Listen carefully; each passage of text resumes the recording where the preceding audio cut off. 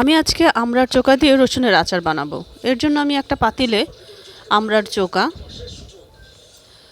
সাথে কাঁচামরিচ এবং রসুন দিয়ে, সাথে সামান্য লবণ দিয়ে এবং কিছুটা পানি দিয়ে আমি এটাকে সিদ্ধ বসিয়ে দেব।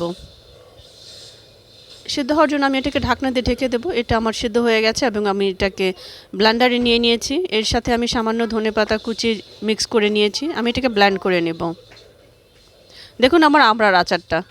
এবার আমি খালি প্যানে সরিষার তেল দিয়ে নিচ্ছি।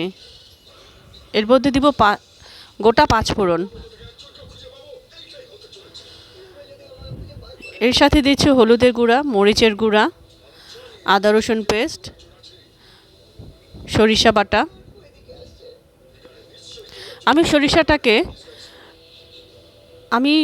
সরিষাটাকে সাদা ভিনেগার দিয়ে বেটে নিয়েছি। আমি এর মধ্যে পানি ইউজ করিনি। আমি এটাকে সামান্য ভেজে নেওয়ার জন্য সামান্য সাদা ভিনেগার দিয়ে নিচ্ছি, যাতে মশলাটা পুড়ে না যায়। এই পর্যায়ে আমি সামান্য লবণ অ্যাড করছি। এর সাথে দিচ্ছি সামান্য বিট লবণ গুঁড়া। মশলাটা আমি সামান্য ভুনে নিচ্ছি।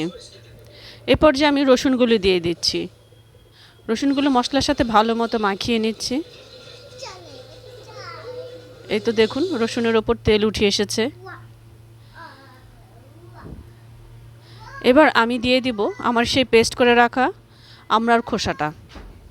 আমি এটাকে রসুনের সাথে ভালো মতো মিক্স করে নেব।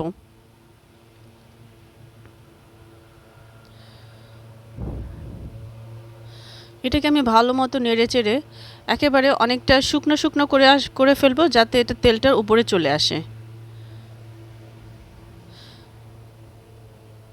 এর সাথে আমি সামান্য ঝোলা গুড় অ্যাড করছি।